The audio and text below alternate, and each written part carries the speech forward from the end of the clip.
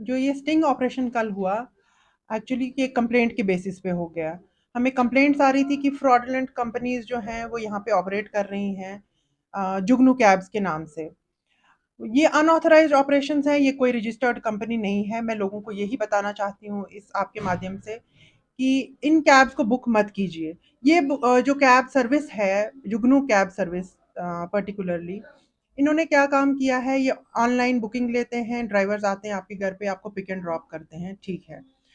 कुछ सहूलियत लोगों को भी मिली है, लेकिन ये सब अनऑथराइज्ड गाड़ियां हैं, कोई भी रजिस्टर्ड नहीं है मोटर व्हीकल डिपार्टमेंट के साथ, कोई भी लाइबिलिटी इनकी नहीं बनती है, कोई भी आंसरेबिलिटी नहीं बनती है। अगर खुदा ना खास्ता कोई केस हो जाता है, कोई इंसिडेंट हो जाता है, तो कोई भी लायबल नहीं होगा, कोई पकड़ा नहीं जाएगा। मेरी नज़र में ये केस आ गया, ये एक बहुत ही सीरियस ऑफेंस है।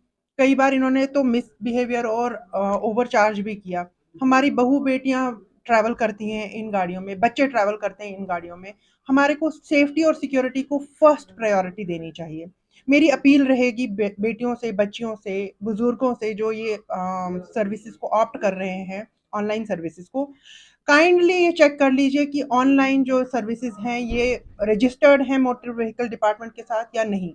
उसके बगैर ये इन गाड़ियों में ना चढ़े। हर एरा गैरा इन सर्विसेज के साथ अपने आप को जोड़कर आपके घर में आता है और आपके बच्चों और बीवी बच्चों को, बेटियों को ये लिफ्ट दे रहे हैं। क्या ये जायज़ है? दूसरी चीज़, ये जो फ्रॉडलेंट कंपनी है इसके खिलाफ हमें जो कंप्लेंट्स आई हैं उसके बिना पे हम इसकी इन्वेस्टिगेशन कर रहे हैं। 3 गाड़ियों को हमने सीज़ कर लिया है, उनके ड्राइवर्स को हमने सीज़ पकड़ लिया है। उनकी और हम आगे चल के भी हम ये इन्वेस्टिगेशंस जारी रखेंगे। इनफैक्ट हमारा ये जो क्रैकडाउन है वो चलता रहेगा। हम सीज़ियर्स बरकरार रखेंगे, ज़्यादा से ज़्यादा लोगों को इन्फॉर्मेशन पहुंचाने के लिए ये प्रेस कॉन्फ्रेंस की गई। सीज की हैं वो प्राइवेट गाड़ियां ही हैं, उनको कोई रजिस्टर्ड नंबर नहीं है, वो टैक्सीज नहीं है, ना ही उनको कोई लोगो लगा है कि फलानी ये जुगनू कैब्स है। कोई लोगो नहीं है। They are not registered with the department, they are not registered with the company. They don't know कि ये कंपनी जो है उसका ऑफिस कहाँ पे है। यहाँ श्रीनगर में उनका ऑफिस कहाँ पे है? अगर ये ऑपरेट कर रहे हैं तो उनका ऑफिस भी नहीं है यहाँ पे। We can not locate the office. तो मेरी गुजारिश लोगों से, पब्लिक से यही रहेगी कि ये जो कंपनी है इसकी और इसके अलावा भी हो सकता है कि कुछ और लोग भी ऑपरेट कर रहे हों, तो काइंडली इनको आप अप्रोच ना कीजिए, कैब बुकिंग इनसे नहीं कराइए। ये हमारी वार्निंग भी है बच्चों के लिए, लोगों के लिए, लड़कियों के लिए स्पेशली।